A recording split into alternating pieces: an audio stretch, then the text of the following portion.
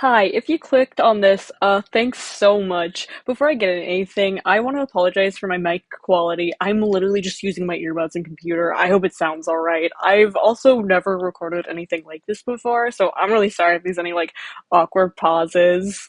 Anyway, hi, my name is Kai slash Mew, either one works. I'm a huge fan of Kimi Tasuketsu Death Game, or as it's known localized, Your Turn to Die, Death Game by Majority. It's a horror puzzle visual novel RPG maker game by Naki Dai. It's been praised for its brilliant usage of choice and phenomenal characterization. It's my favorite game of all time, and for good and for bad, has permanently changed my brain chemistry and affected my life forever. I love it with all of my heart, and it's one of those things that I'm super info hungry for, that media that I actively try to learn every single piece of trivial information about. Keiko Kev has made an iceberg on Your Turn to Die already, but my sister found this iceberg on the Your Turn to Die subreddit, and she was only looking through it because it gets suggested for her. She's not into Your Turn to Die, but she asked me what some of the different entries were, and I knew the answers. I was like, I could totally break this whole thing down. I didn't know about all of these admittedly, but I did know a large majority of them. Majority. Okay, anyway, I did do research on each thing to ensure I cover it to the best of my ability. I'm not the only one who has expressed interest in making this iceberg into a video, but this one will hopefully be different because I've added about 20-ish extra entries, and it's more just heavily inspired by that iceberg. Two of the additions I doubt anyone but me and a handful of others will know, so that should be fun. Also, I've rearranged a handful of the entries as I felt some of the original placements were a bit off. OP did state that they placed things in order of how disturbing something was, but I didn't exactly go for that scale and more so just went for vibes. This video is intended for people who already know what Your Turn to Die is, but I'll still try to make it watchable if you don't. Cause if you're anything like me, you also like watching 4-hour videos on shows or games you never intend to watch or play. Well, it goes without saying that this will include spoilers for Your Turn to Die, so if you don't know anything about it and want to go in blind, I recommend checking it out for yourself. It's free on VGPerson's website, and there are several good playthroughs. I'll also be summarizing several fan games, but I will not be majorly spoiling any of them. Now, I want to state something very clearly. I'm an opinionated person, and there are a few of these things, particularly a few of the theories and fanworks that I do not like, and I will be very clear about that. And because of that, I will not be going into detail. A few of these things have been talked about in depth by some other videos and posts I've seen. I'll be specific when I get there. It will be very clear what is fact, what is a theory, and what is my opinion. I encourage you to take a look at my sources for the theories, as I'm not going to tell you what to think, and I want you to form your own opinion. For many of these theories, I did not go over every single point made and just summarized them. Even I expressed dislike towards a theory, this is not an attack towards the people that made these theories or believe them. I'll try not to yap too much though. All of my sources will be linked below. This includes any videos or songs mentioned. There are a few credits I'd like to get out of the way first, though. Thank you to InesV on the Your Turn to Die subreddit for creating the iceberg I based this on and answering questions about the entries. They were very excited that people were interested in their iceberg, and I hope I do it justice. I'll state here that some of the entries, the only info I had was from them, so if I got anything wrong or anything, just let me know. Next, shout out to Kimi on Twitter for their account that just posts random Your Turn to Die facts. I used them as a source for like 6 of the entries I added. And of course, the Your Turn to Die fan wiki was a big help. I got a lot of my information from there. For some of the more obscure entries, Reddit was my only source, so take some of these with a grain of salt, lol. Also, there were a few that I either found little or no information on, so if you know what they're referring to, please let me know. I'll try to leave a pinned comment with the explanations of these. This is like my first real video. I usually only post animatics, so I hope it goes alright. If it does, maybe I'll consider doing this again. Let's see if we can get 100 views or so, lol. This is up to date as of 2024. Any new updates we learn as of 3.2 may render some of these out of date, as a good handful of the entries are just fan theories. Lastly, I'm gonna go into this with the intention to get this all in one video. If something changes in editing and uploading, I'll update accordingly. Okay, I think that's everything. Thank you for listening, and let's get on with this. Tier 1. Tier 1 has a lot of just base information, nothing too deep here. Naki Dai. Starting off simple, Naki Dai is the creator of Your Turn to Die. Before Your Turn to Die, he authored the manga Majime ke Kuzo no Nichijo. Not much to say here. Thank you for making this game. VG person. Fiji Person is the English translator of Your Turn to Die. She also translates other indie games and Vocaloid lyrics. She's super cool. Consider giving her a follow on Twitter at Caro Caro Coder. She's also drawn and written some things of her own. Not much to say here. She's a staple in the English-speaking Your Turn to Die community. I remember right before 3Beach was translated in English, I was staking out her Twitter like every 5 minutes for an update, lol. Your Turn to Shine. Your Turn to Shine Island Existence refers to an official spin-off game to Your Turn to Die. After the release of 2.2, Nonky Dai offered on his Twitter that if he got 2K retweets, he'd create a playable alternate scenario for the game. Your Turn to Die fans sure are passionate, because this goal was reached only 20 minutes later. Currently, only Mishima and Kai are playable characters, but Nonky Dai plans for each of the 12 main participants to be playable eventually. So, Joe, next, please, Nonky Dai, do you hear me? Please, Joe, next, okay, anyway. Mishima was the first playable character released December 20th, 2019. On March 3rd, 2023, the Kai route was released. Your Turn to Shine shares some pretty interesting information about the cast via its fondness events. Joe's fondness event in particular with the Mishima route is implanted in my brain. Joe, I am so sorry. The plot of the game is that the 12 participants wake up on the Isle of Memories, and they've got to cooperate together to survive for 30 days. Each character has different strengths and weaknesses on the different mechanics needed to survive. The game has multiple different endings as well. It's pretty fun. Definitely check out at least some of the fondness events if you can. Emotion/logic. Emotion/logic are the unofficial names for the Kana lives and Sheen lives routes. Emotion refers to keeping Kana alive, as it's deemed more of an emotionally driven choice to keep her alive, while logic is keeping Sheen alive, as it's the more logical thing to do for your survival. Not much to say here, both routes are extremely good, but as a Ranmaru stan, I am biased. They both got their strengths. You can see the effects in Chapter 3, Part 1, but especially Chapter 3B, damn. Your Turn to Die mini episodes. While Your Turn to Die is free to play, the game was released on Steam on February 20th, 2023. As the game costs money on Steam, exclusive content was promised and delivered. Some of that exclusive content are the mini episodes, or the past episodes as they're also known. These are playable side stories that delve into the pasts for different characters.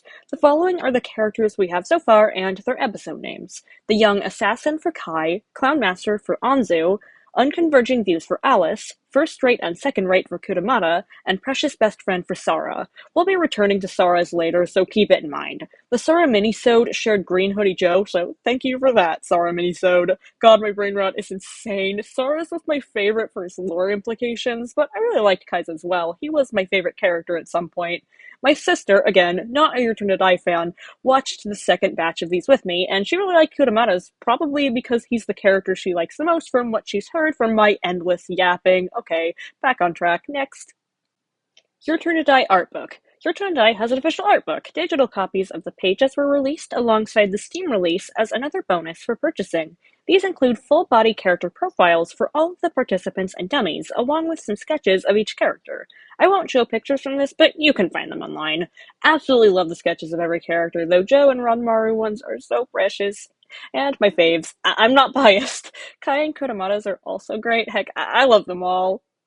Keigo Kev. Keigo Kev is the most well-known Your Turn to Die YouTuber. He makes joke videos, fact videos, and Let's Plays of Your Turn to Die content. Okay, opinion time.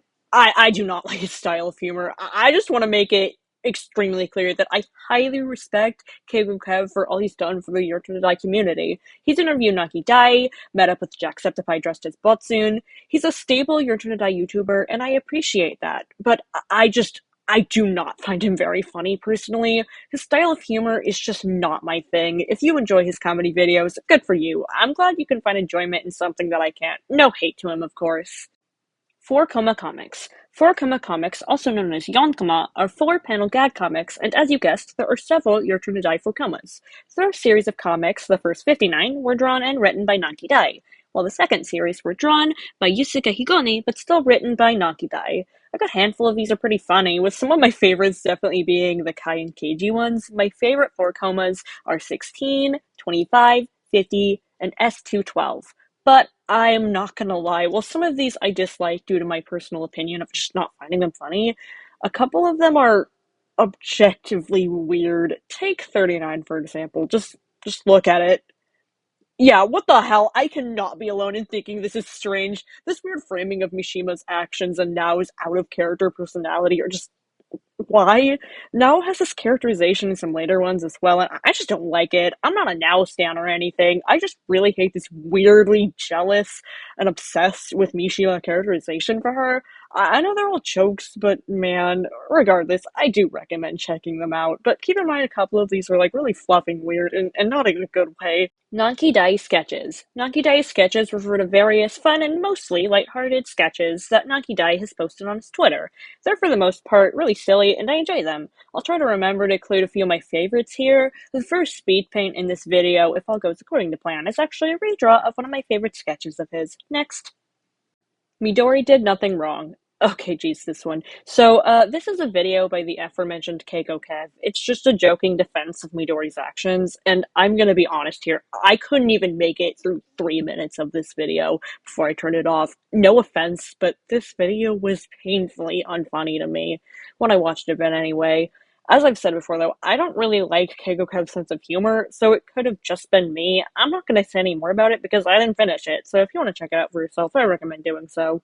Sheen and Kana are siblings. This refers to the discovery in 3-1b that Sheen and Kana are biological siblings. Some people theorized this anyway, and it was proven true. Some people theorized that Kana and Midori were siblings before the drop of 3-1b. Not a lot to say here. Long live the Greenblings. Your Turn to Die fan musical. Okay, so I really love this one. The Your Turn to Die fan musical, also known as Your Turn to Die Death Game by Musical, was created by Winchy Frost.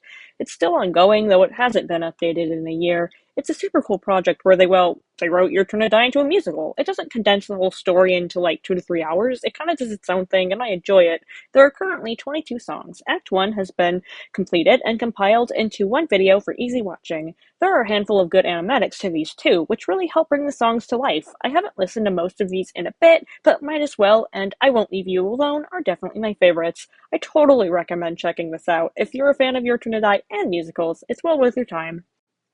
Alright, so I grouped these next two together, Garage Band and Wild Animal Racing and Midori's theme.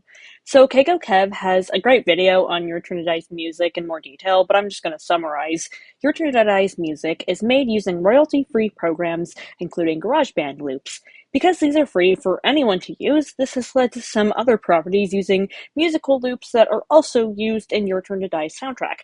This includes a song from the game Wild Animal Racing, which sounds very similar to Midori's theme. I'm gonna try to include a sample of both here.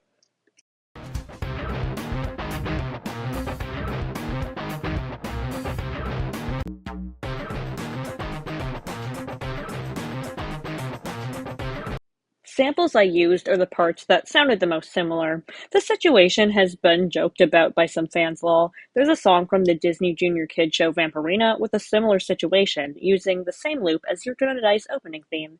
Sonobeno High School. This is just the school that Joe and Sarah attend. There's nothing more to this. Side Joe light novel. Kimi ga Shine, Tesuketsu Death Game Side Joe is a light novel written by Enema Teshigawara with Naki Dai's supervision and artwork. The novel shares the story of the death game through Joe and Sarah's perspectives, rotating each chapter. There are a few differences between the story here and the game, but nothing that changes it too much. If the book was bought at Tsutaya, it included a bonus illustration. I would pay good money for this. Why did I only learn about this now? Oh my god, okay. I've seen so many people going crazy over wanting an official English translation, and well, I'm one of them. I would do fucking anything for a translation of this. You have no idea. Please, please, I need this translated. Okay, so that does it with Tier 1. I kind of breezed past that, honestly, and the entries will get more interesting as we go on. There weren't any theories on Tier 1. We'll get to those soon. Tier 2. Tier 2 is going to be where the theories begin to show. Still pretty basic stuff, mostly just well-known theories and information about the game. Your Turn to Die AUs. It goes without saying that there are a ton of AUs in this fandom.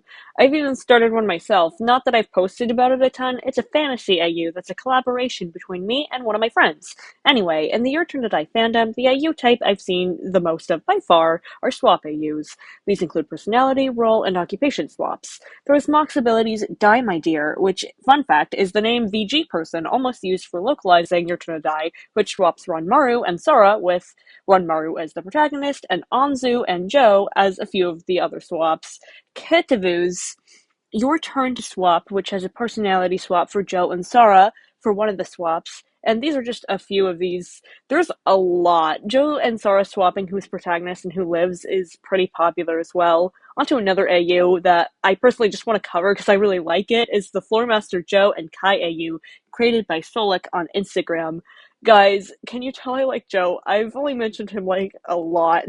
Ronmaru is actually my favorite character. Anyway, I don't know the specific lore inner workings of this AU off the top of my head, but basically it's an AU where Joe and Kai are floor masters. Joe's design and personality are just peak. I love and love this AU so much. These are just a few AUs, and I'll be linking everyone I mentioned profiles/posts below. Go give them a follow. I've seen a lot of other great Your Turn to Die AUs. I just wanted to highlight these few. I covered this one early on because a handful of the games below fit under role swap lol. Your Turn to Die manga. Your Turn to Die has an official manga adaptation written by Nunki Dai with art by Tatsuya Ikegami, who I will get to in a second. The manga has 5 volumes. I have read the first 4, and I didn't read volume 5 because the fun little event at the end of chapter 1-2 is not something I willingly interact with. My sister doesn't know a ton about Your Turn to Die, but she checked it out to report anything and said that it's not really much of an ending, despite the fact that the 5th volume is supposedly the final one. What are my feelings on the manga? Bad. Okay, let's be fair. It is bad, but I actually liked a couple of things. See, I first read the manga back last December 2023 in a Barnes & Noble because I didn't feel like buying it, although I did buy volume 4 because Joe's on the cover. Anyway, here's how I described it to my friends upon finishing it. If you like Joe, you'll love the manga. If you like Rekko, it's okay. If you like Keiji, you're gonna hate it. Okay, good. So, Joe definitely gets it the best. He's given some scenes I quite enjoyed, and I felt the change of Joe talking now down out of the kitchen instead of Sora was a great change. I know it was made to condense events, but I think his personality works really well, and I quite enjoy seeing how in the manga he admits to being scared and that he used to be deeply lonely. Joe also looks pretty good in their art style, not something I can say about most of the characters. Okay, that's all the praise I have. I know you didn't click on this for a manga review, but I'm a yapper. I don't remember why I said that about Rekko, and I'm not rereading it to figure it out, but I do remember that the scene in the pink room where Miley threatens Joe is changed to Rekko, and I'm not really a fan of this change. Bad. Keiji. Where do I even begin with Keiji? Basically, the manga takes any nuance to Keiji's character and throws it into the garbage. And not to mention, I'm not a fan of how he's drawn, but that can be said about most of the characters. But damn, I do not like his eyes. He's way faster to act than the thing, and is just generally more unlikable. The scene where he puts Mishima in a headlock had me screaming when I got home and told my friends. I like Keiji a lot, and I've done a short analysis on Tumblr about his character and his actions, and why I think he's such an interesting, morally gray guy. Keiji's whole thing is that he disliked the corruption of the police force. Why the fuck would he immediately jump to attacking someone regardless of whether they're suspicious or not? What the fuck? Some people think base game Keiji is unlikable, but Jesus Christ is manga Keiji unlikable. Ugly. So I'm actually not going to detail this here because there's an entry about this specifically later where I'll go into more detail. Not a lot because why? But anyway, next. Tatsuya Ikegami. This entry was initially much lower, but I decided to put it right after the manga. Tatsuya Ikegami is the illustrator of the Your Turn to Die manga, known for his adult works of art. Not anything else I'm going to say in this entry, but some of the choices he made for the manga will come up again. Beta Alice. Alice was originally a girl who would play more of an antagonistic role, but the role was kind of filled by Sheen already, so Naki Dai changed him into the lovable tough guy we know today. I love Alice a lot, so I'm personally glad we have this version of him. He's one of my favorite characters from Your Turn to Die, and I'm also an Alice Kimi, so... Kimi ga Shine or No One Dies. This is a short spin-off manga that released in 2021 where no one dies. It was worked on by Naki Dai and Yusuke Higoni. It includes the prologue, some of the floor comas, a chapter about Now first meeting Mishima, illustrated by Tatsuya Ikegami, and a page of Naki Dai and Higoni discussing the four comas and a few other things. Seems pretty fun. Mishima's head. After Mishima is decapitated in 1-1, the whereabouts of his head are unknown. It's even addressed in game that they don't know what happened to it. Many people have theorized what could have happened. I'm going to go over a comment I found on Reddit that I thought was interesting. I didn't go through too many comments in order to keep things brief-ish. The comment I'm going to explain comes from Interis9 on Reddit. They brought forth the theory that Kai stole Mishima's collar and able to examine it and potentially hide it in the room of rubble. They also point out that Shin, Keiji, and Gin are potential candidates for knowing what happened to his head as well. Though I'll mention they updated their theory about Keiji that was basically disproven, but I'll still go over the Shin and Gin evidence. They explain that Shin managed to find Kai's laptop charger and that he is able to remove his own collar, and that he potentially practiced using Mishima's collar. This isn't a bad theory, there's not a lot of evidence for it, but I see where they're coming from. They say that Gin knew about the Room of Rubble, which ties into their point about Kai hiding it there. And Terrace 9 also points out a theory that's rather well known, which is our next entry, so hold on to that. A handful of people seem to think that Kai took it, and a few other Shin or Gin took it. Anyway, I'm gonna continue this discussion in our next entry. Mishima's head and Muchan. As it sounds, this is a theory that Mishima's head is inside of Muchan. Whether he did it on purpose or someone else put the head in there, and whether it's the whole head or just the collar, there are a handful of people who have brought this up as a possibility. And Terrace 9 from a previous entry mentioned that the Gin theory, saying that apparently some people have theorized that Gin was using Mishima's collar to blend in and that he doesn't actually have one. And as they point out, it's kind of insane. Like, if he was the traitor, Asunora would have just given a fake one. Shout out to Terrace 9 for basically carrying these two entries for me, lol.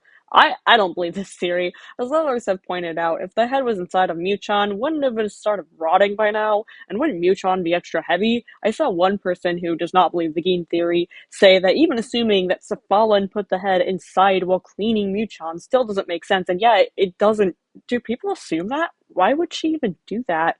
Anyway, next.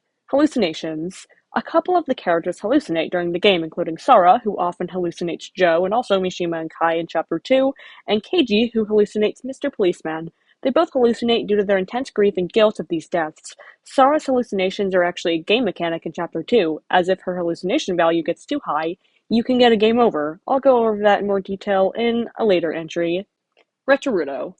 Retorudo is a well-known Japanese Let's Player. On September 12, 2017, he began a playthrough of Your Turn to Die, which is theorized to have helped its popularity early on.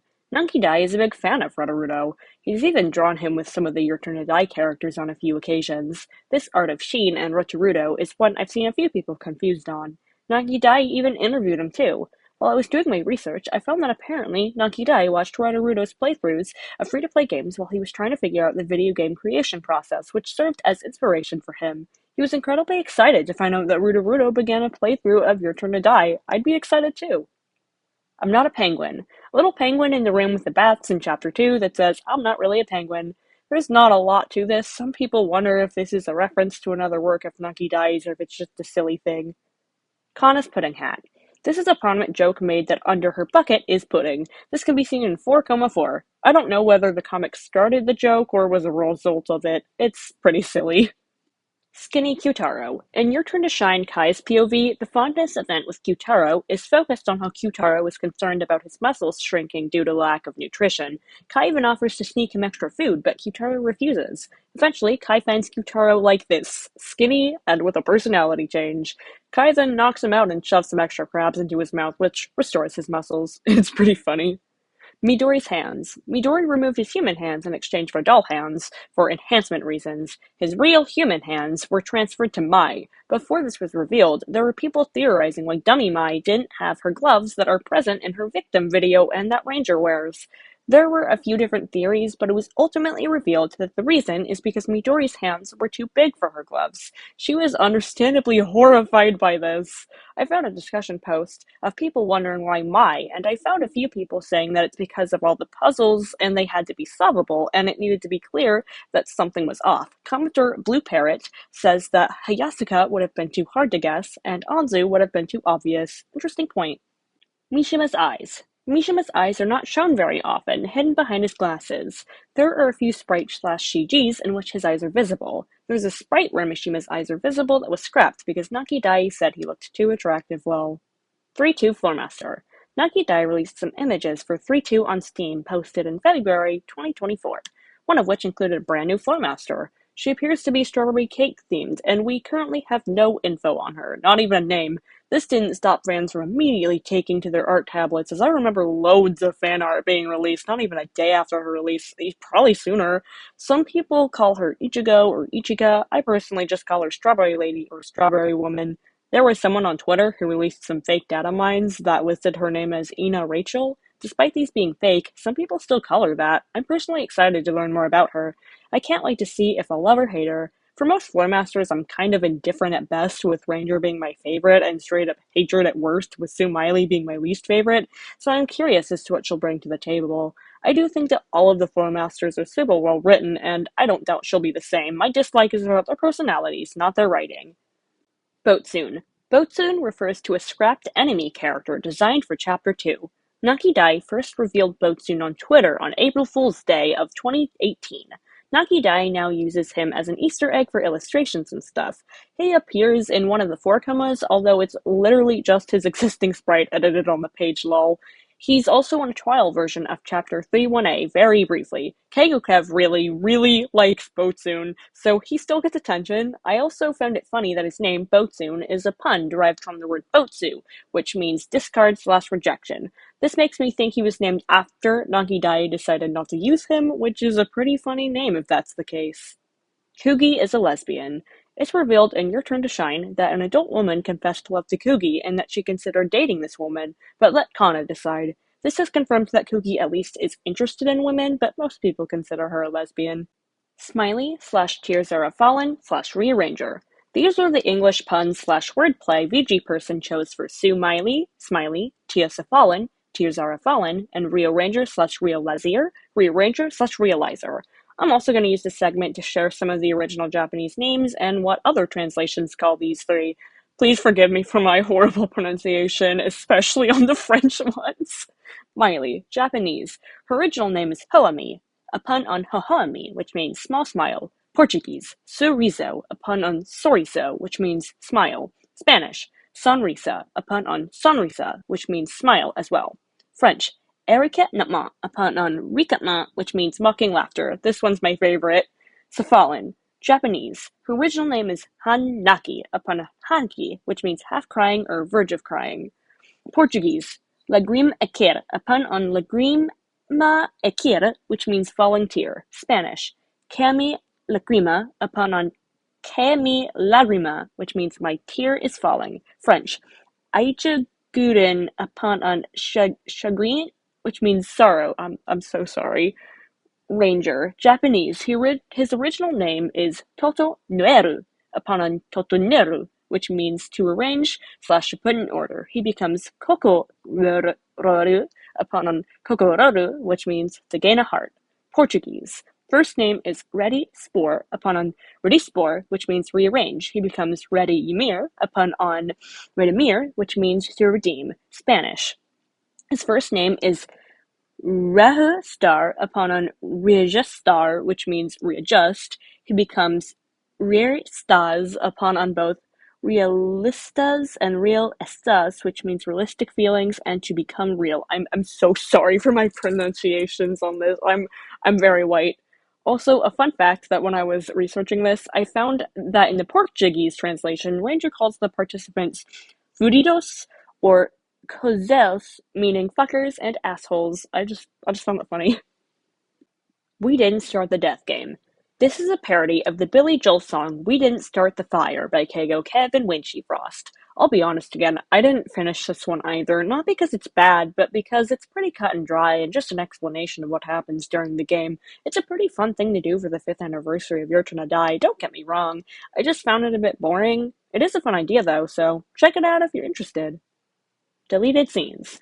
Your Turn to Die has a handful of deleted scenes. I'm not going to go over too many specific ones here because some do feature later on in the Iceberg and there's also just a lot of them, but I will mention a few of my favorites.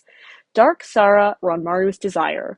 Sarah is basically a bit more blatantly manipulative to Ranmaru, with one of the dialogue options being, what are you saying? You don't want to escape with me? She asks Ranmaru what he wants to do once they escape, to which he replies being her best friend and spending time together. Hearing the word best friend makes her think, and she feels really bad using Ranmaru when he has such a pure wish. Sarah also mentions that she feels like she's forgetting someone important. I did an entire analysis on this scene that I posted on Twitter some time back. I really like it. I wish it was used, but I get why it wasn't. Joe Daily Life Past 1. This is basically an early draft of the dream at the start of 2-1, except it doesn't turn into a nightmare. It's just Joe and Sarah in school. I like this one purely because I really like seeing more of Joe and his friendship with Sarah. It's not anything special, I'm just biased. Graduation ceremony. Another Sarah and Ranmaru one. Ranmaru mentions how he would have liked to at least graduate, so Sarah suggests singing a graduation song. The two do so, and despite Ranmaru's reluctance at first, he gets into it. It's such a sweet scene that gives a little bit more development on my favorite Blorbo, Ranmaru. I wish it stayed in, but it was probably cut to cut fluff. Those are all the specifics I'm going to get into for now. As I said, though, we'll run into a few more of the deleted scenes later on. So that does it for tier 2. Yay! Let's move on to tier 3. Tier 3. Tier 3 will have some shorter entries, some longer, mostly just more fan stuff and speculation. Key on Sheen's neck. In one of Sheen's sprites, it is revealed that he wears a key necklace. I found a Reddit post by the creator of the Iceberg I based this on about this. Their post details their own speculations along with theories they've seen in the fandom. They speculate that it's possible that the key is a symbol, that possibly Sheen could be the keymaster in the last main game, or that maybe Sheen is the key to the group's escape. They also bring up that he could have gotten it either after the kidnapping, or that perhaps he got it from Midori as a present or something. I agree with the people that say it's most likely a symbol. I don't think the physical key will mean anything, but maybe it will. Who knows? Midori reacts on character names. When given the chance to name Midori, attempting to name him most names of any of the participants or floor masters, he will have unique reactions as to why he won't accept the name. Midori pisses me off so much with so many of these. He's such a freaking jerk, but that's to be expected. It's pretty interesting though. I'm not gonna list each and every one of these as there's a lot, because first name, and last name all give unique responses for most characters. There are a few characters he doesn't react to though, that comes up later. Every reaction for Joe's name makes me want to fluffing strangle him shut your stupid mouth, oh my god. A couple of these are funny though, like for Gashu, he responds, "Aha, Gashu, I could never grow such a stupendous crab stash. Pick another one." And for Kyutaro, he says, "Ahaha, Kyutaro is a name for gorillas only. I'd prefer a more spindly name." Most of his replies are pretty mocking, and Jesus, as I said, he's a jerk. Anyway, this is pretty fun. Next. Among Us. Apparently, any line that included the words Among Us were changed, most notably one of Ranmaru's lines. The original line was, "There's a person from Asunaro among us." This was changed to, "There's a person from Asunaro in our midst." This was probably changed due to the popularity of Among Us, lmao. I think the line worked perfectly, though. There was even an imposter. Next. Midori's FanWiki edit in 2020. In 2020, someone vandalized Midori's FanWiki page. It's quite a treat. I'm not gonna read the entire page edit, but it's really damn funny. Shout out to Occupation, Sexy Hot Man, and Blood Type None El Bozo, and his name being listed as Joe Mama PP69 Winky Face. Different notable meme copy pastas were also used as well. You can find record of this in my source list. I recommend glancing over it. It is so damn funny. Semariona, the ID code on Sara's ID. There are a few theories as to why it's here, but mostly it's assumed to be because she's referred to as a samurai woman. One person stated a theory that it's an anagram for Mina Asunaro, meaning everyone is Asunaro. The third N is needed for this to work, and it is weird that it has three N's. I personally just think it's because she's referred to as a samurai woman, but the anagram theory isn't impossible. Nao's body deleted scene. This refers to a deleted scene in which Nao's real corpse was found in a coffin in Chapter 3, and seemingly a different version of the graveyard. There's even a picture of her body as well. Sora begins freaking out, wondering if the bodies of all the others are there too. Both Sheen and Connor routes, Sora freaks out, but she focuses more on not wanting to die in the Sheen route. Ranmaru calms her down in both, and in the Sheen route, Sora almost starts with telling Ranmaru to kill the others again after he says that he won't let her die, but Gin calls her name, seemingly having heard her muttering. It's pretty interesting. This was originally much further down, but a lot of people know about this one, so I didn't feel like it needed to be so low. Soshin. Soshin refers to the ship between Midori and Sheen. I'm not a Soshin fan, but I'm not gonna get into it. The Road to Death.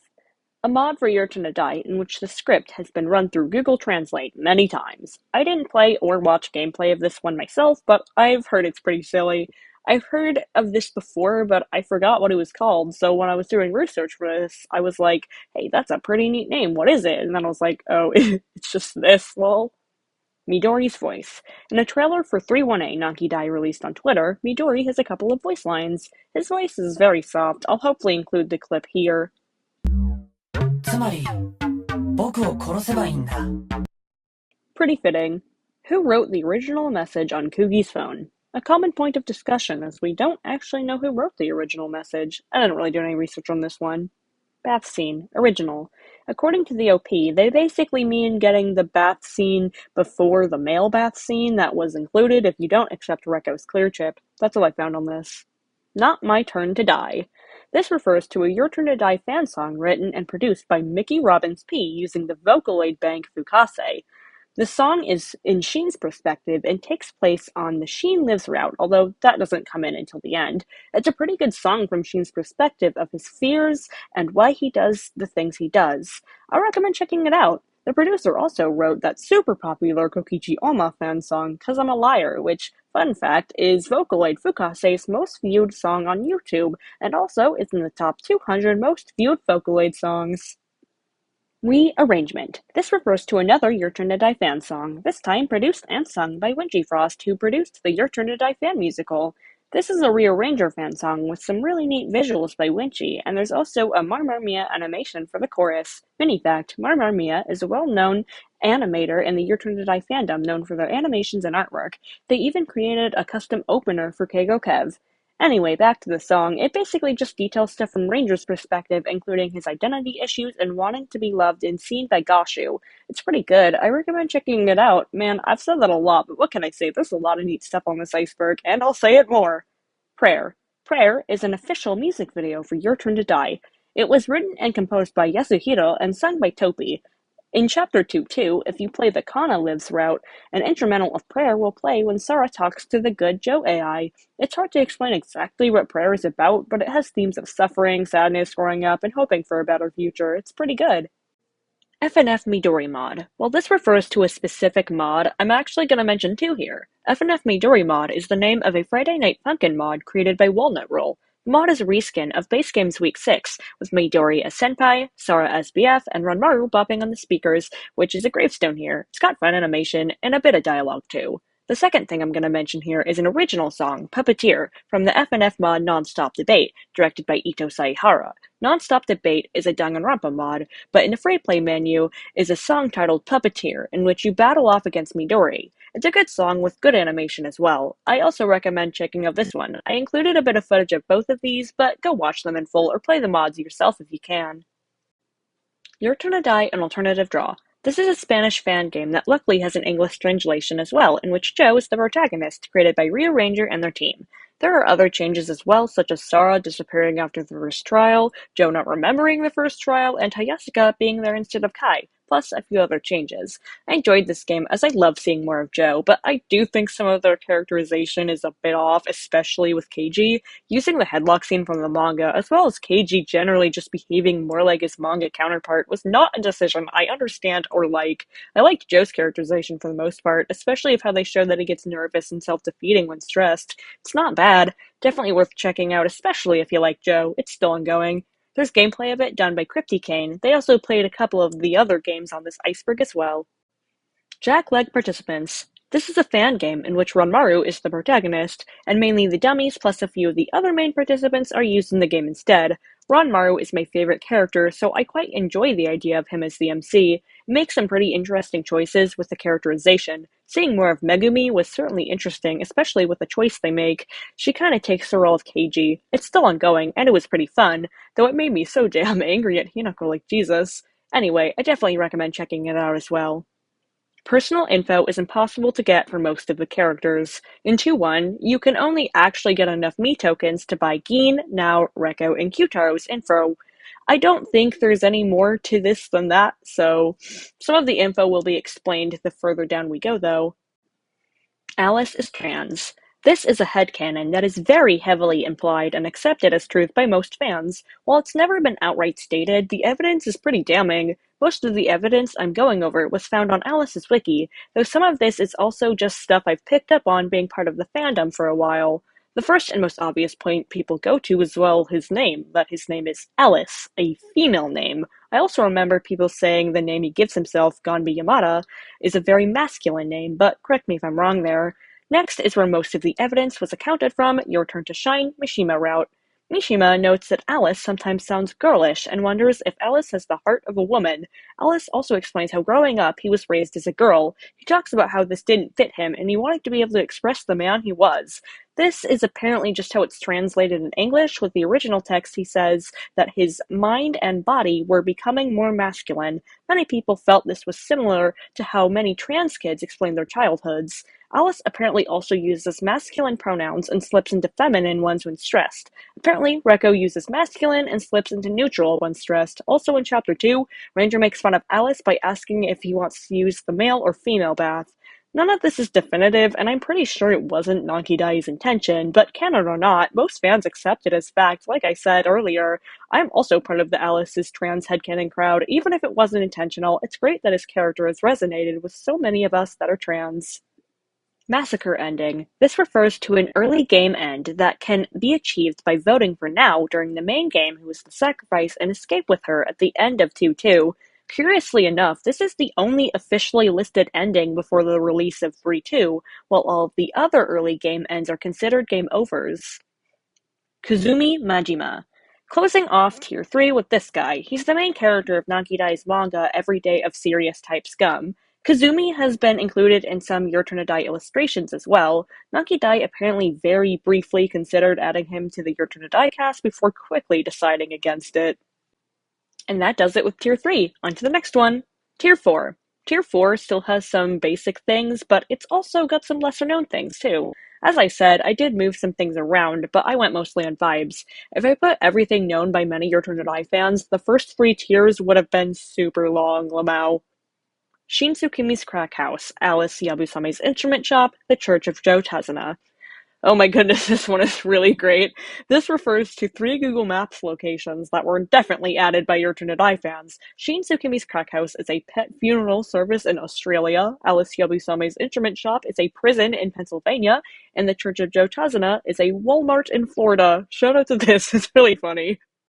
First, my cat is bumping against my computer, so if you hear anything, that's him. Okay, anyway, next entry. Sheenpin. Okay, Sheenpin is the ship between Sheen and a random dolphin. Why this exists, I have no idea. According to the shipping wiki, it was created by a few friends in a Discord server who thought that some of Sheen's sprites kinda resembled a dolphin, so the ship was born. One person headcanoned that Sheen met the dolphin after being kicked from Weezer in the 1980s. The ship does actually have some lore to it, surprisingly enough, which I will read to you now. I will read to you verbatim what is under the headcanon lore section because I feel this needs to be shared unedited. Days after Sheen was kicked out of the Weezers, he sat on the curb of a road near the ocean, tears streaming down his face. His career was over. What would he do now? From the ocean, Sheen heard a call, a whining noise. He looked over the rail of the ocean and saw a dolphin. He instantly fell in love. He ran down a flight of stairs that led to the ocean and took the dolphin in his arms. The dolphin whined in return and rubbed against Sheen's shoulder. Sheen and the dolphin made a deal to meet each other every day. Sheen then found a job at a local convenience store and was making steady money. He would visit the dolphin daily, bringing little treats from the store for it. One day, Sheen went to feed the dolphin, but instead was kidnapped and thrown into the death game. He wanders around the death game, constantly wondering when he'll meet the dolphin again. When he picks up the sacrifice card, he tries to find a way to get rid of it. He must see the dolphin again. In the main game, Sheen can only think about how much he wants to survive and go home to see his dolphin lover. After he survives the main game, he wanders, wondering if there truly is any way to see his dolphin lover once more. There's that. Now you know that. You're welcome. All participants' hallucination sprites. Although only Joe, Mishima, and Kai's hallucination sprites are used in the base game, each survivor has hallucination sprites. These are used in Your Turn to Shine. Also, Joe has 3 separate hallucination sprites. Damn, these are pretty neat. Token's Bad Ending. This refers to a game over titled Kyutaro Escapes. This game over can occur on the 3rd day of negotiations in Chapter 2. If Sora trades 20 tokens with Kyutaro, this gives him a total of 200 tokens, which is how much the vending machine costs. He goes to the vending machine, which turns out to be an exit. After a short confrontation with Sora, Rio Ranger will explain that if Kyutaro exits, then everyone else will die. Ranger even offers to return his tokens since he states it was unfair to not be upfront. Kyutaro does not accept this, despite Sora pleading him otherwise. He ultimately apologizes and inserts the last token, causing Sora to fall to the ground and the screen to fade out. It's interesting how this was classified as a game over, but the massacre ending is classified as an ending. Not really sure why. Could be Sora has to survive for it to be an ending, but who knows. Kugi and Kana's place. In an early version of the game, Kugi can be seen with the group of participants instead of Kana. To my knowledge, we don't have a lot of information on this, just this one image. 3141/1374. So, in Joe and Sora's first trial, a number can be seen written on the wall. In the original Japanese version, this number is 1374, which literally means pointless, as the number has no use. There is no real way to localize the pun and keep its meaning, so VG Person changed the number to 3141, the first digits of pi, since repeating the digits of pi is pointless. This one's fun. I think she did a good job keeping the joke the best she could. Sheen AI Talking Simulator. Okay, I'm really excited to talk about this one. Sheen AI Talking Sim is a fan game created by Let's Draw Kittens. I played this one while researching the Iceberg, and it is a phenomenal game. While I haven't spoiled any of the fan games, if you're to play any of them, let it be this one. I took some notes while playing, but as I've said, I don't want to spoil. There are a total of 5 endings, although one of these is achieved only through the secret route. Upon downloading the game, there's an endings guide and a guide to achieve the secret route, so I'm not going to explain how. The basics are this. You stumble into the room AI Sheen is in, and you can talk to him. I had such a hard time being mean to him because he's just so sweet. There's a function where you can write in a hobby, and a couple of hobbies have custom responses, such as writing, art, sports, and gaming. I didn't try any more that got custom responses, but there could be more. The secret route has a puzzle that made me think really hard in order to solve it, and I was on the edge of my seat the whole time. Yeah, I was kind of turned into a game review, but I'm not going to go into that much detail because, as I said, I really just think you should experience it yourself. It's incredibly well made and really engaging. The artwork is amazing, the writing is gripping. Really, I'm not going to say more. Go play it yourself. It's free to download. And if you can't, there are more than one playthrough of it on YouTube.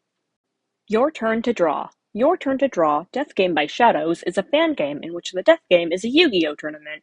The game does teach you how to play it, though. It's pretty good. It has some neat custom artwork, and the ending was fluffin' insane, man. It's only got the prologue so far, but it seems they plan to do more. I thought the choice of Kai and Sarah being siblings was pretty fun. Their sibling dynamic is sweet. Anyway, that's all I really have to say. Definitely worth checking it out if this sounds interesting to you. Sheen Six Fingers. There is a sprite of Sheen where he has 6 fingers. I'll try to include it here. That is all there is to this, lol. Memory Erasing Machine Bad Ending. Another game over. This can be encountered in Chapter 2-1. Tiesa Fallen offers to help Sara with her guilt via using her memory erasing machine that can erase memories and feelings, claiming she can help her heal her heart. Using it once will just erase a memory of the hallucination Joe and lowers your hallucination level to 0. You don't have to use it more than this and just go on and be fine, but if you ask to use it again, Safalin will warn against using it multiple times due to its danger, but will still do so anyway. You can request to use it a 3rd time, which will erase Sara's memory of the real Joe. After this, Sara will plead Safalin to let her use the machine more and more. Safalin refuses at first, but then says she'll do so if Sara does whatever she asks. Using it 3 times is what will lead to the game over. It's curious how forgetting Joe here leads to a game over, but it's a plot point that she forgets him in the Sheen Lives route.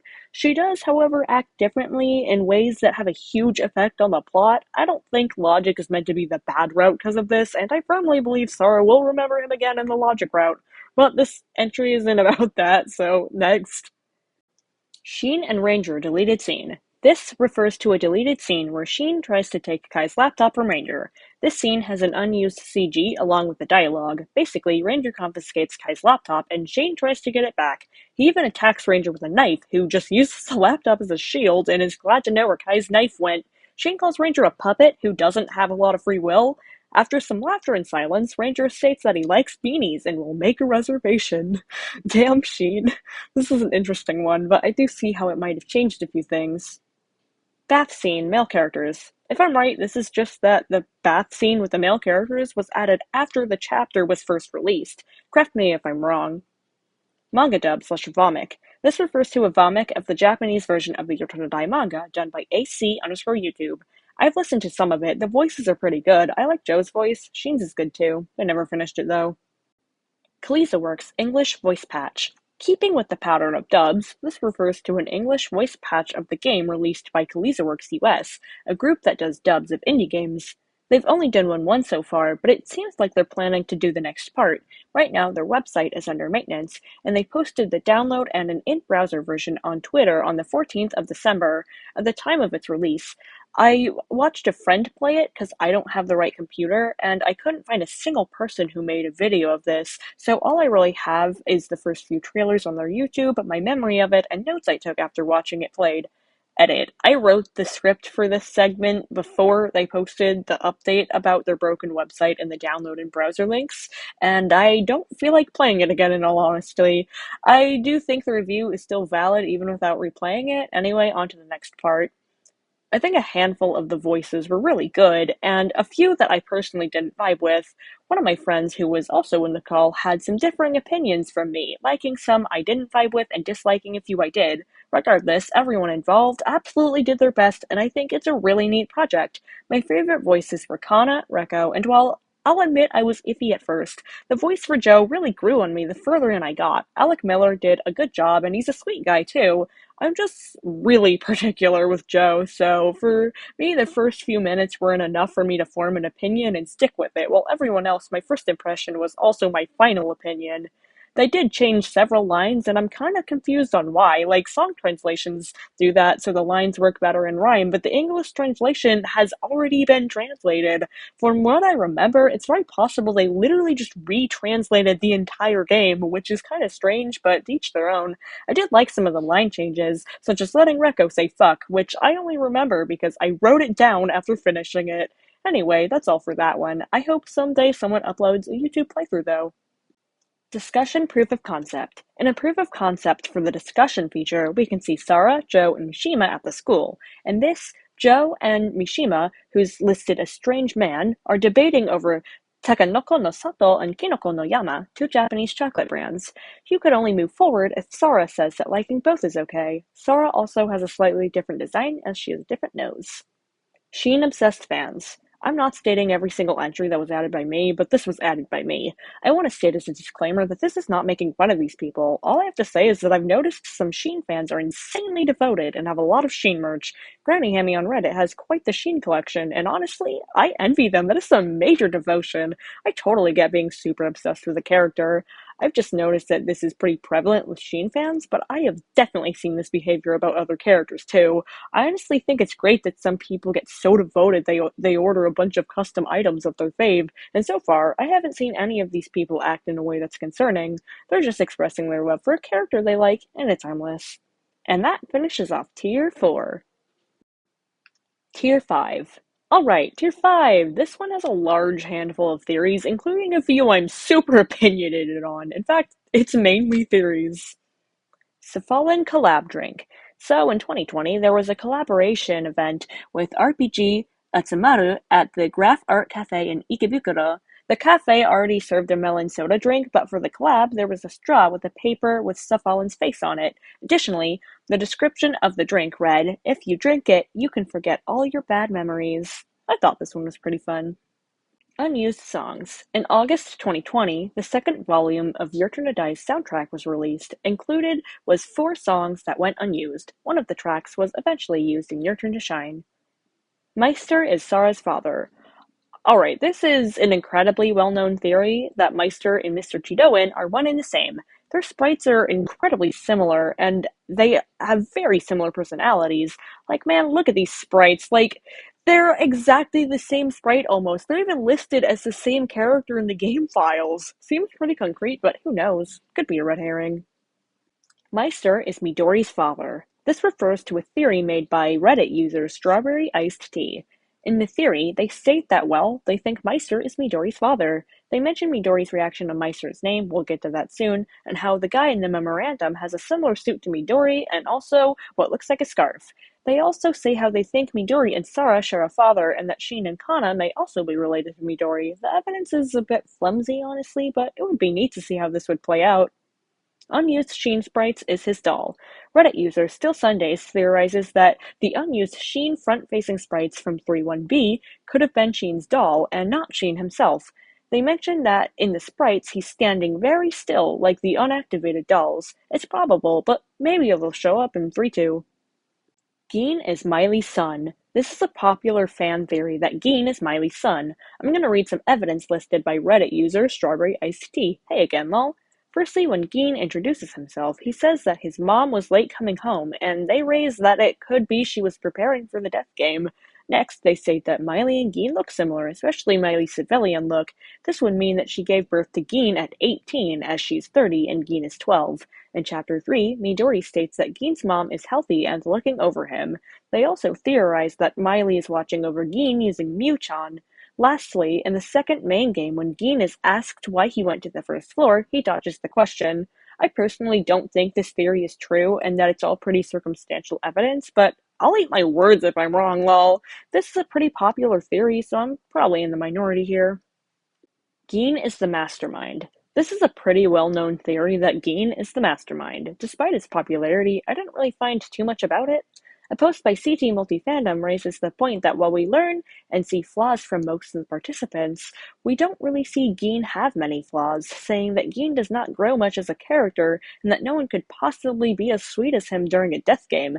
They also mention that he has superhuman animalistic senses. They claim that he's too innocent and perfect, while every other character has notable flaws.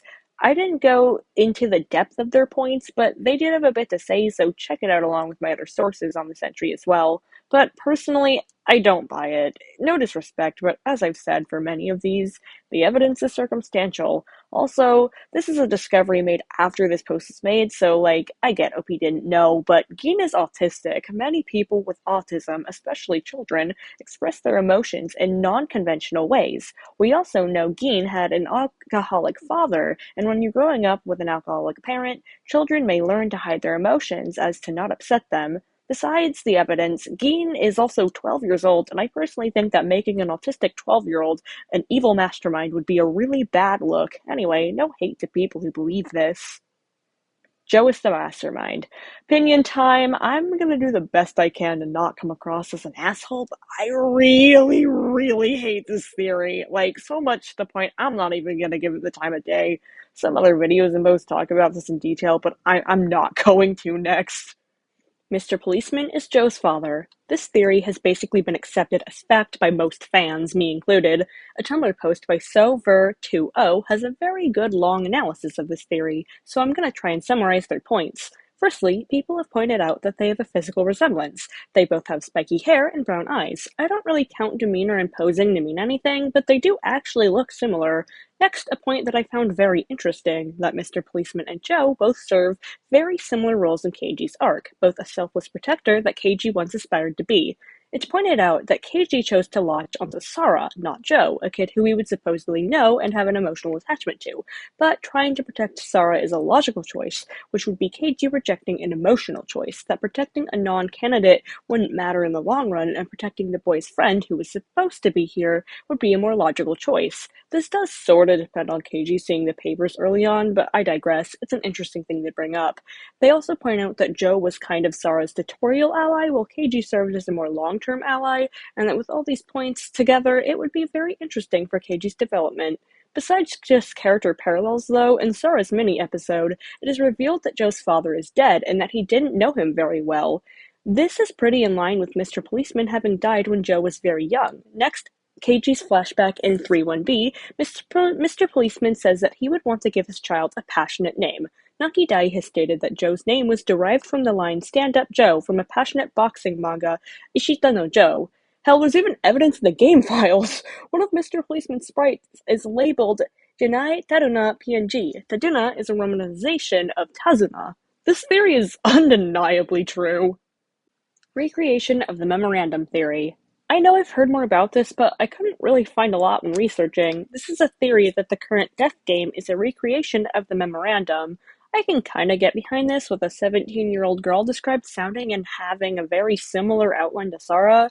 This theory is often used in other theories as well. I personally don't believe it, but I do see where it comes from. Vienna Museum of Art History. The art room in Chapter 3 was based on the Vienna Museum of Art History, the, forgive me for my pronunciation, Kunsthistorisches Museum in Vienna. That's all there is to this. It's pretty cool. Midori's mother. This is probably referring to the outline of a female character we see in Kai's minisode, but has similar shaped hair to Midori. I couldn't really find anything else about this though. Meister and Midori deleted dialogue. There is a deleted scene that takes place at the beginning of 3-1 in which Midori and Meister discuss either Kana or Sheen dying. With Kana, he's basically just like, oh, poor Kana, asks Meister if he can't end the death game, and then he's like, oh, I'll kill everyone myself. With Sheen, he's basically just like sad he didn't get to kill Sheen himself, and that his love is too complex to understand. Damn Midori, you bastard. Joe is alive. That copium. It's some pretty good shit, huh? Okay, in all seriousness, I highly doubt this is true. There's not really any evidence towards it, and it wouldn't make a lot of sense. If you hear anything, it's because one of my other cats is bothering me, and he's too cute, and I don't want to move him, so anyway.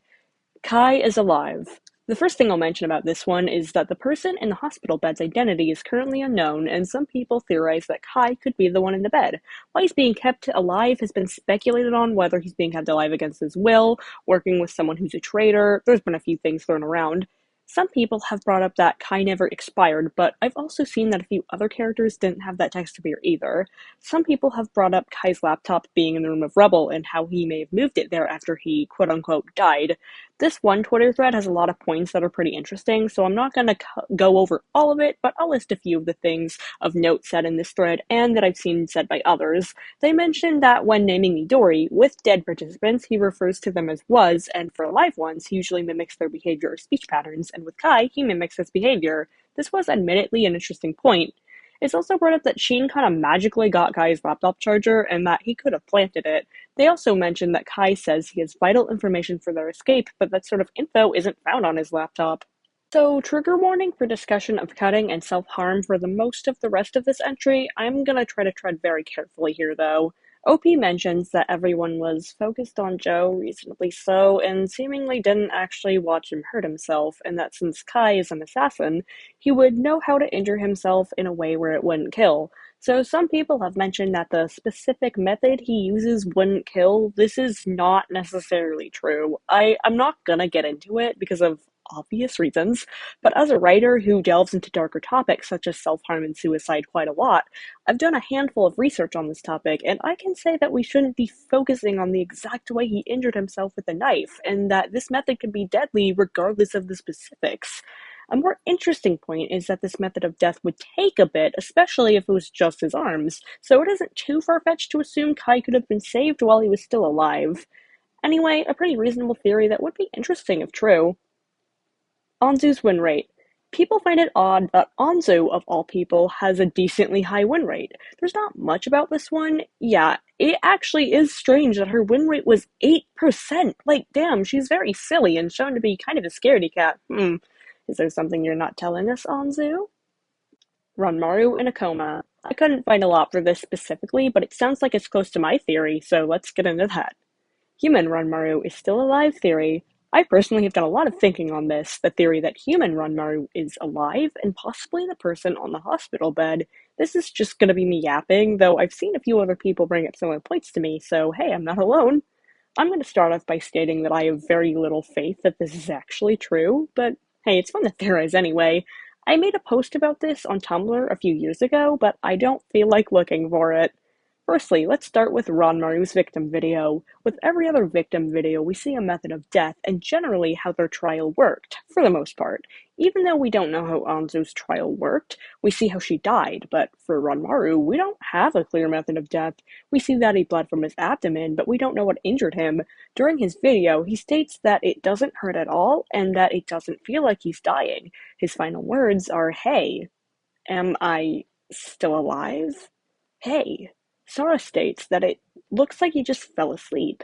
I do understand the argument that he was just in shock and that's why it didn't hurt, but it's still worth pointing out. Ranmaru's video is also one of three that are not purchased from the price counter. Mai and Hayasuka's are also found in strange locations, and while Hayasuka seems to have some Asanaro connections, Mai does not, so it really could have just been a writing choice, and this point may be null.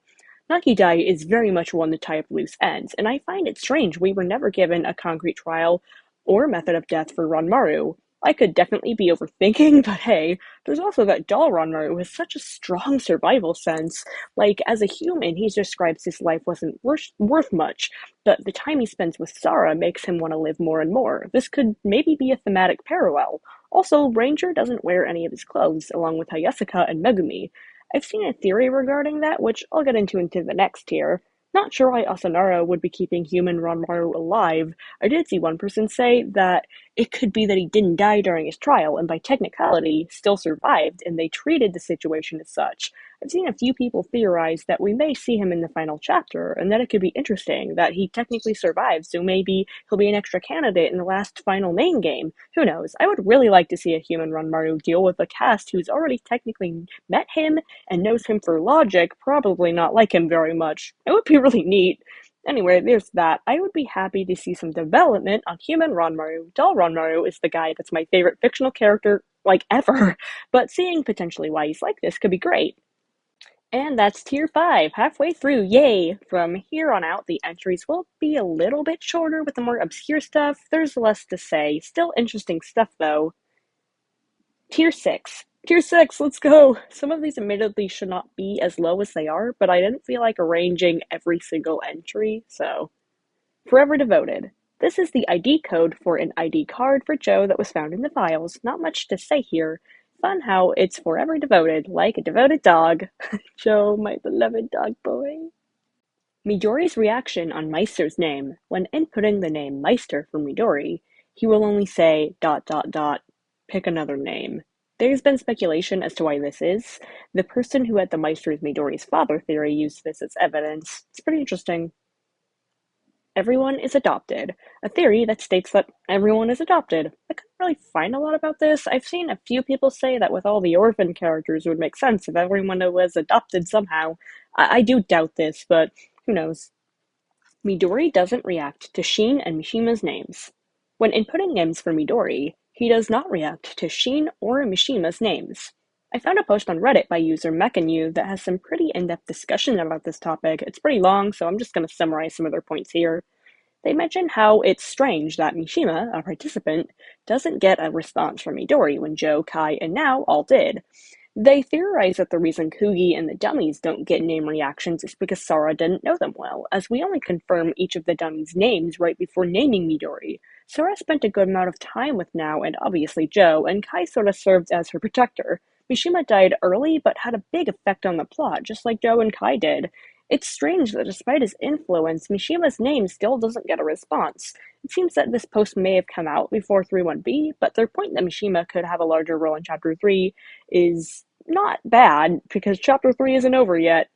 This user points out that Midori may not react to Shin's name, as he may see it as a trade. They also question if Mishima's protagonist role in Your Turn to Shine is worth anything. That's the gist of it. They raise some interesting points. I do wonder if there's a lore reason for Mishima, and if he will have another role in Chapter 3, but maybe Nakidai just forgot. I very much agree that Shin doesn't have a reaction because Midori gave Sohiyori to Shin. Victim videos. This refers to the 7 victim videos you can find and purchase through the prize exchange in Chapter 2. We see the deaths of Ranmaru, Mai, Hayasuka, Anzu, Kurumara, Hinako, and Megumi. Ranmaru and Mai and Hayasuka's are found on floor 1. Hayasuka and Megumi's are viewed no matter what, while the rest are all optional. Miley's a traitor. I couldn't really find too much on this, but what I did find was basically just the theory that Miley's a traitor and is going to betray Asanaro. I have reasons for really, really hating Miley, and I do not want to find him sympathetic for any reason, but that's because I am incredibly biased. Objectively, it wouldn't be a bad writing choice. Now, Enreco's personal information. To summarize Reko's information, we learn that she's been into songwriting ever since she was a kid, but with all the attention she got, her dad wanted the spotlight and older people in the industry wanted money, and Reko began producing music she couldn't stand behind. That's why she started to rebel and became a rock star and didn't want to be famous. She states that she likes her mother and used to hate her father, but eventually got on good terms with him. With Alice, she states that she used to think she didn't care about him, but was secretly jealous. To summarize Now's info, we learned that she didn't have the best grades in school, but really only focused on art in high school. It mentions that she stayed close with an art club advisor she met in high school, and that she doesn't have a lot of friends. There's a part that mentions that Now has a large bust, to which Sarah will note it as harassment and rip it out. W. Sarah! Now is also stated to have a very good memory when it comes to remembering visuals, a talent she's developed for painting. Her whole life is just really devoted to her passion of art. She's on good terms with her parents, too. Hayasaka is Miley's beloved. This is a theory that Miley's mentioned beloved is Hayasaka. Hitomi and Joy on Reddit summarized in a post that they theorized that since they're both in the medical field, Hayasaka seems to be driven insane, and we see his victim video in her lab, it could mean something. Also, that since Hayasaka curses Sarah's name, that could be why Miley is so cruel to Sarah. Hayasaka wasn't really driven insane though, but who knows? It's not out of the realm of possibility, but there's not a lot of strong evidence here. Ranger doesn't wear Ranmaru, Megumi, and Hayasaka's clothes. He does not. This has been quite the source of speculation from fans for a while. I wonder if we'll ever get an answer. Reddit user OKHornet4589 had a theory that I'll summarize very briefly. Basically, they say Ranger may not wear the clothes of those associated with Asanaro, stating that Hayasaka clearly has ties, Megumi is suspicious due to the circumstances of why Keiji left the force, and even Alice stating that everyone involved with his murder was connected to Asanaro, including the police. And then Ranmaru. They theorized that Ranmaru could be alive and the one on the hospital bed. Basically, the Ranmaru is still alive theory, and that there was a dummy Ranmaru for balance issues. I think their theory with Ranmaru is not that he's Asanaro, but that he didn't actually die. Food for thought. Character voices on Nankidai's stream. So, on a stream Nankidai did, some of the characters are given voices. I could not find the video though, but from comments I saw, apparently Joe's voice was really good. Who is Ray? Ray is the 13th participant in Your Turn to Shine. They're the only one who had complete amnesia, remembering nothing about themselves. They named themselves Ray, a pun meaning zero or nothing. We have no appearance for them, just a blurry humanoid shape. They kept a diary of their experiences and findings so that there was something definitive proving their existence. We learn what was in their diary in ending 5 of the Mishima POV. They mentioned that the island isn't real and that someone else is using the world they've created. They found something that woke up their memories and they buried it with their diary. I wonder if Ray will have any sort of appearance in the base game. Who knows? Your Turn to Die ref and SCP. Okay, I'm gonna be 100% transparent here.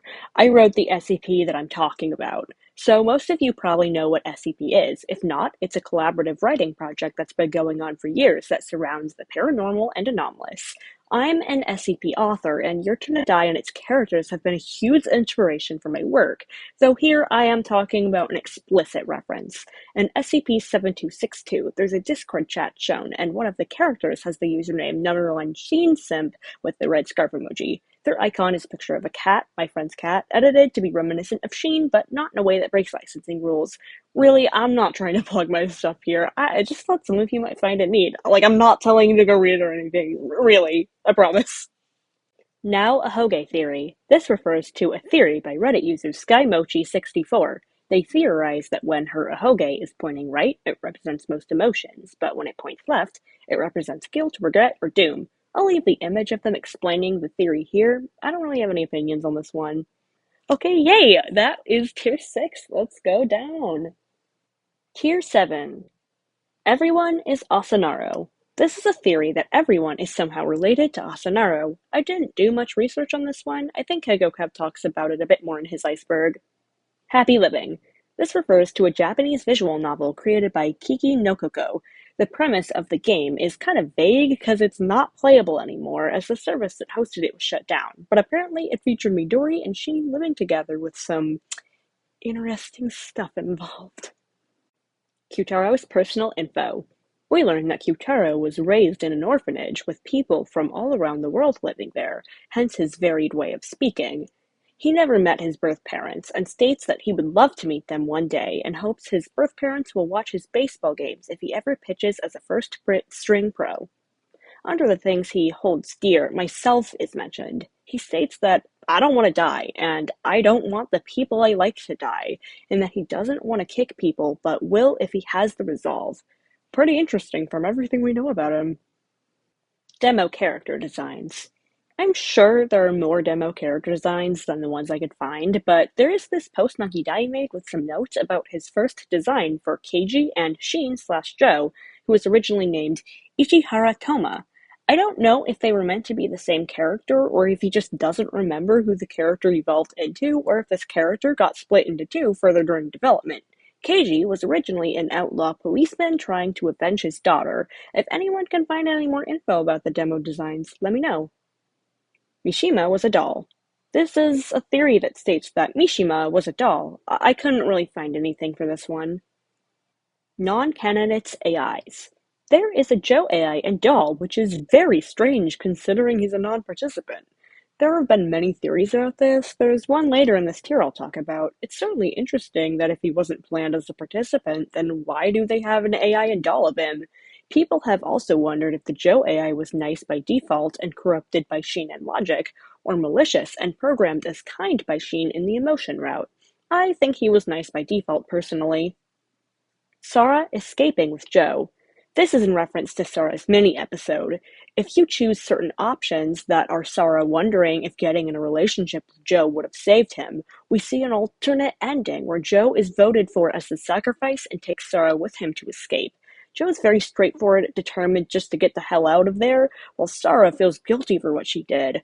I really like these lore implications, showing that while Joe didn't want others to die, if they didn't prove themselves worthy to him, he would have felt less guilty about saving Sora and himself. I am cuckoo bananas about Joe's character. I just believe me there, I swear. So I really enjoyed this. Mai and Anzu unique info. We still don't know the unique information that they were given. We know what all of the other dummies knew, but not them. I didn't find any speculation on this one, unfortunately. I wonder if it'll come to play in Chapter 3 too. Kana and Sheen shippers. Ugh, gross. For some reason, some people ship these two despite them being A, siblings, and B, Kana being 14 years old. Well, Sheen is an adult. I think some people shipped them before we learned they were siblings, but it's not any better considering, as I said, Kana's 14!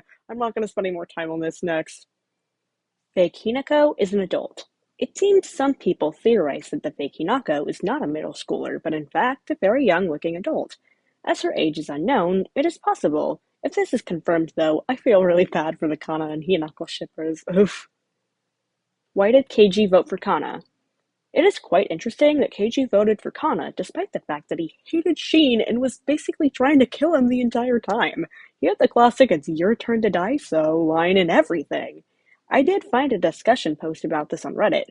Commenter Jindo Akita had two guesses, one being him simply respecting Kana's wishes, and the second being a theory that Keiji wanted an environment where Sora had to rely on him more, and Sheen being alive after Kana dying would cause him to cause more issues. They stated that they hope the second one is not the case, and I hope so too. I really like Keiji, so I would really hate that. Mastermind Sora. This is the theory that, well, Sora is the mastermind. There's actually a decent handful of people that think that the protagonist of the game is the mastermind. I agree with a point made by Random Glowing Star that the idea of a singular mastermind is just kind of strange and that this is not Danganronpa. This was a comment under a discussion post of Your Turn to Die discussion challenges of the question, anyone you're suspicious of. And while the poster said Sora is the mastermind, many commenters disagreed. Random Glowing Star theorized that Hinako was not the mastermind, but wasn't on our side, and hey, they were right. Back onto Sora, though. It is worth noting that not just with this theory, but many others I found, the posts I found about them were made before Chapter 3.1b's release, rendering some parts of the theories irrelevant. Like one post I found for this theory mentioned Sara's high survival rate and Hayasuka cursing her name, fair point, but also wondered if she's the human from Asanaro. A few people seem to think that the Sara we're playing as is a doll, and the real one is a mastermind, but this point will come up again later. I don't think Sara's the mastermind. I don't think there is one. There are characters who are sus, but as was said earlier, this is not Danganronpa. Not all death games need a mastermind. Joe is in the death game because of Keiji's wish. This is a theory that is dependent on the Joe is Mr. Policeman's son theory being true, which it most likely is. I first heard this theory from Melancholic. Sorry mispronounced that, but I've heard it from a few other people as well. It's theorized that Keiji's wish was to meet Mr. Policeman's son, and in order to fulfill this wish, Joe was put in the death game, not only as Sarah's handicap, but this as well. The theory also mentions that a Joe AI and doll exist in case Joe died during his first trial. This is actually pretty plausible. It would make the Joe AI and doll make sense, but maybe those were just made to taunt or help Sarah. Gin calls Alice Okama. In the original Japanese text, Gin calls Alice Okama Satsujinki. Okama is a slang term for LGBTQ people, particularly gay and cross-dressing men. In the English translation, it uses the term girly murderer instead. Damn, Gin, Jesus. I'm glad VG Person changed this. I've heard that there are a few other examples of Gin being more bratty in the original Japanese text, but I don't remember any off the top of my head. 3 tiers left! Yay! We kind of breezed past those few last ones, yay! Tier 8. White Kuramata. This refers to a CG in the Kai Your Turn to Shine route where originally Kuramata's skin was light. It was quickly fixed. White Kuramata is my sleep paralysis demon. Attractions disturbing endings. The attractions in 2-1 you must complete in order to earn tokens can all result in a game over if you fail. The images shown are of Sarah and her attraction partner dying or dead from the death method appropriate to the attraction. Yeah, I mean, these are kind of dark well, but it's to be expected. It's your turn to die. Hallucinations bad ending. There are 2 hallucination game overs. In 2-2, if Sarah sees Hallucination Joe 5 times, she will see images of his death and sees an image of her stabbing him in the head. Gin calls out for her, but Keiji says it's too late. In the other one, after she gets the sacrifice card, she'll start to freak out and go to steal the me tokens off the body in the Room of Lies, and starts hallucinating when she sees the tokens aren't there. Gin tries to snap her out of it and believe in the real Joe, not the hallucination. If she doesn't calm herself down and allows Hallucination Joe's hands to reach her, it's game over. I forgot about these because while I first watched Your Turn to Die, whenever I replay it, I don't get these endings. These are really rough, yikes. Nanki Dai is a pro shipper. Okay, geez, we're getting to some of the more unfun ones. This is basically something that's been speculated due to the fact that Nanki Dai has been seen to interact with some problematic ship content, and also the fact that he okayed that fluffin' scene in the end of the 3rd manga, and also just a few other observations. I'm not going to get too deep into this one, but yeah, I can't say I'm okay with this, but damn it, I love this game still. Problematic fan service in the manga. Getting the other unfun one from this tier out of the way, if you remember back in tier 2, I went over the good and the bad for the manga. This is the ugly. This is in reference to a couple of different things throughout the manga. There are a few problematic depictions of mostly the female characters, though Keiji does get it a few times too, having really sexualized poses, and the infamous bath scene at the end of the 3rd manga. I'm not going to detail this stuff, but Jesus Christ, who the love okayed this, and why did Naki Dai okay an author known for adult works illustrating the manga? Let's move on. I prefer the theories. Attraction dolls can bleed. In the arm wrestling minigame in Chapter 2, 2 of the dolls can be seen bleeding in their weakened forms. I'll try to show them here. Not much more to this one, but I will be bringing it up later, so keep it in mind. Cephalin used memory erasing machine on herself. This is a theory again made by the Inspo Iceberg OP. They theorize that it's possible that Cephalin used her memory machine on herself in order to forget the terrible experiments that she did, and that she became addicted to it, and that it drove her mad. They point out that in the game over with the memory machine, Sarah has a similar expression to Cephalin. Not a bad theory, plausible, not strong evidence, but there's not any strong contradictions to it either. Meister isn't Mr. Chidoin. First, I want to apologize. I think I mispronounced Melancholic's name earlier because I had it mistyped and I'm not re-recording that segment. So anyway, this is a theory that I heard from Melancholic's video proposed by YouTube user Snowstorm the Boss 7463. The theory states that Meister isn't Mr. Chidoin, but is instead his doppelganger. They cite the game making it clear that doppelgangers have an influence on the plot, and that, with Rekko, Ranger says that only one Rekko could live. Kuramada's unique info was that if a floormaster meets their doppelganger, they die. They believe that the gang will try to kill Meister by having him meet his human counterpart, Mr. Chidoin. It's definitely possible, and it does make sense that the doppelganger info will come up again. Also, go watch Melancholy's videos, she's super cool. Sheen's illness. Reddit user SpookNet theorizes that Sheen could possibly have some sort of illness, which is apparently a theory a handful of people have had. I've never heard it before. They state that his winter getup, how he's shown to get cold often, and that his heater is shown to be boosted all the way, could all be symptoms. They state that it's possible that the reason he's self-employed and can't keep a job could be due to his illness causing him to miss work and causes him to get fired or quit. My sister is chronically ill and is on disability because she cannot keep a job, so this topic's pretty close to me personally. It can make sense that Sheen has had flare-ups too many times to work stably, and the fact that he's often described as weak is due to lack of spoonsless energy. Not sure if this one is true, but it's not out of the realm of possibility. And with that, we are done with Tier 8. Like the last couple of tiers, there weren't too many entries, but some of the topics will get a bit darker or strange, so let's get through it. Tier 9. KG is a PDF file. Okay, starting off strong, huh? KG has had a couple of strange lines that have led people to assume he's into Sarah, as a few others have said, and also I've said before, I don't think he's actually into her. I've made an analysis about his behavior on Tumblr a few years ago, but I believe he's making these comments as a way to divert attention from his past. He usually only makes these comments when he's trying to distract people. Call KG untrustworthy or unlikable, but don't call him a creep. Maybe it's just copium, but as I said, it seems to really just be a distraction method. I'm not gonna linger on this one. Dolls have genitals. User Pikachu comes to the conclusion that as Doll Reco was in the bath scene and did not notice any differences, that the dolls have genitals. If this is true, I hope it's different for the dolls of the minors, Jesus. Location is under Sarah's house. I couldn't find anything on this. It just seems to be a theory that the death game location is under Sarah's house. I don't really have any opinions on this one. Your Turn to Shine is a simulation ran by Sarah. This is a theory by Melancholyc that states that Your Turn to Shine is a simulation ran after the death game is completed by Sarah, who won the death game. She states that Sarah may be running the simulation in order to figure something out about the participants or just to watch them living and having fun as a means to cope with their deaths.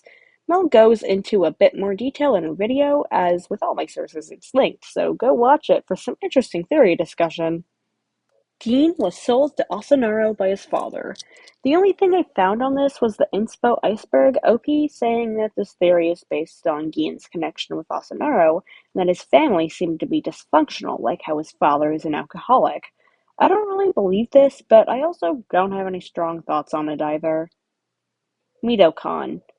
This is the ship name for Midori x Kana. I don't even need to explain why it's gross. Next. Kugi was in love with Megumi. This is a theory that Kugi's older love interest is Megumi.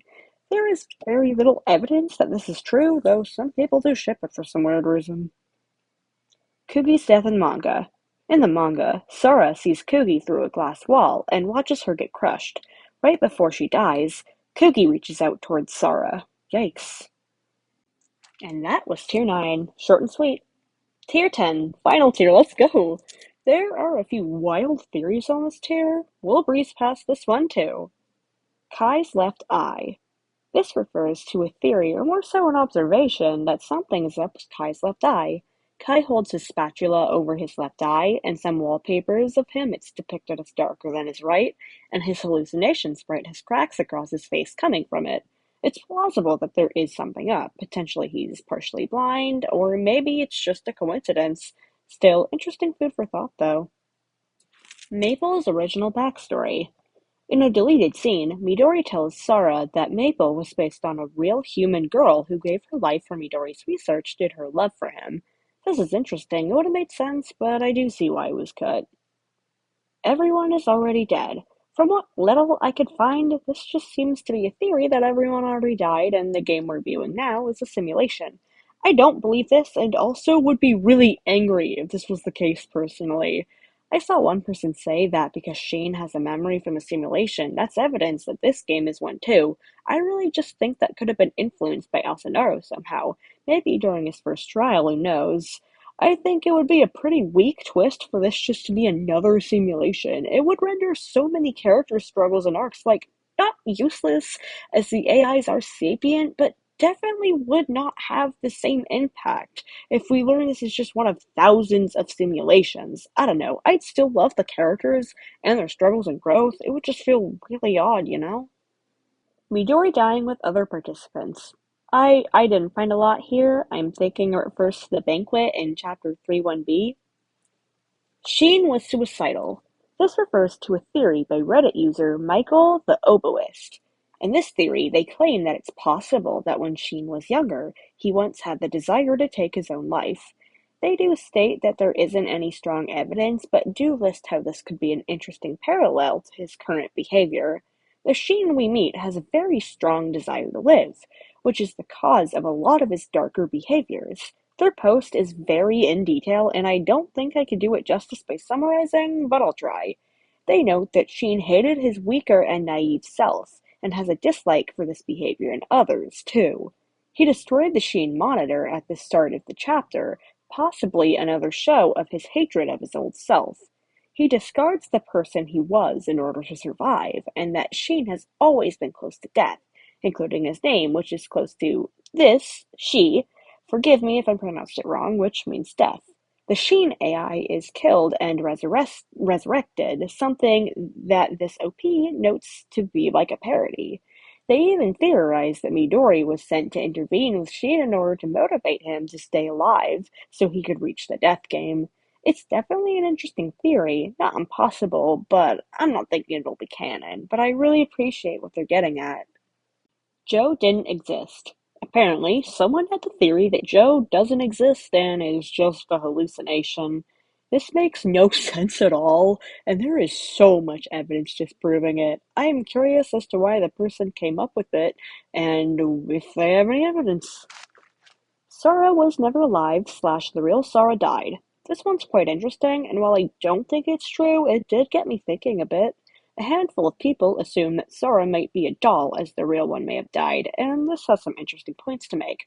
I'll be summarizing a post from Reddit user, the Gay Gal. They first state that Hayasaka has files on Sora and knows who she is. They also mention that there is a silhouette of a girl who looks exactly like Sora. They then point out that Dummy Rekka was integrated into the group and no one noticed, so it's not beyond the realm of possibility for this to be the case here too. They also mention how Ranger was based on Sei, an Asanaro-connected person, and how they could have done that again with Sora. They wonder if part of why Kai was set to protect Sora was because she died during the first game she was prepped for.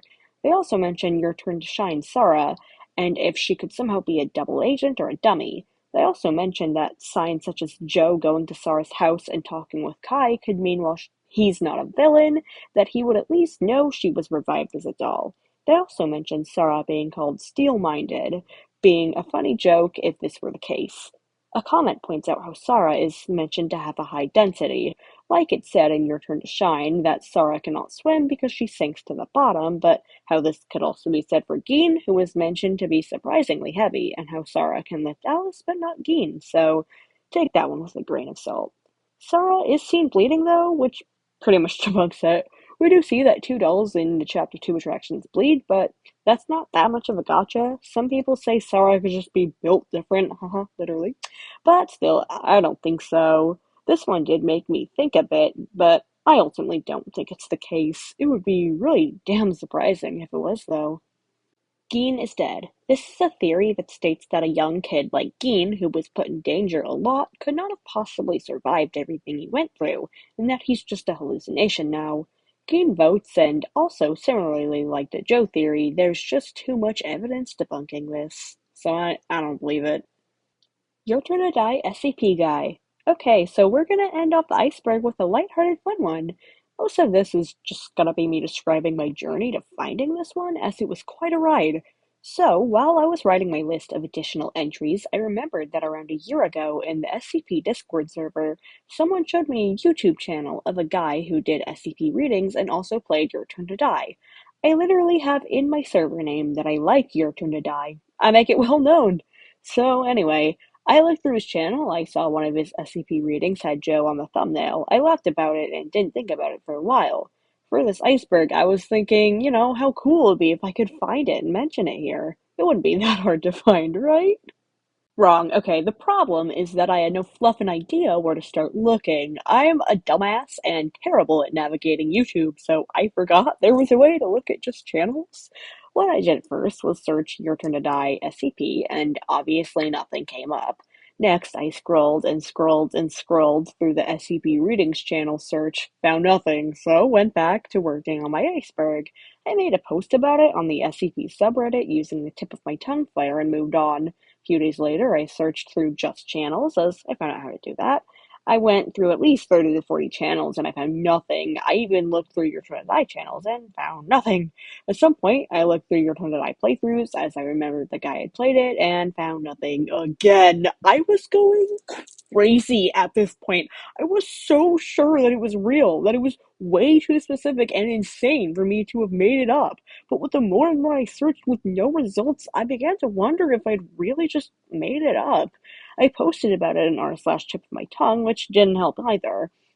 I knew Joe was in the thumbnail, so I looked through the reading results for SCP-1504, Joe Schmo, and SCP-198, Cup of Joe, to no results.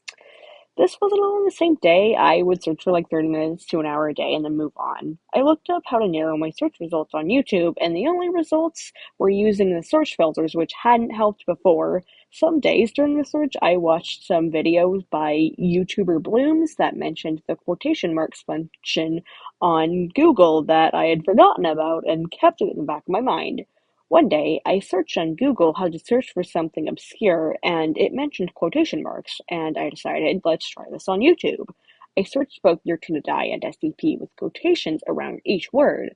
First, a couple of my Your Turn to Die animatics came up, and then as I was scrolling, I found a playlist for a Your Turn to Die playthrough by a guy called Discovering SCP.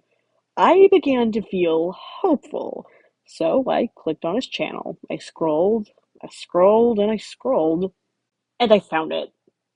I was on call with a friend at the time, and oh my god, he could tell you just how goddamn excited I was. I was over the moon happy.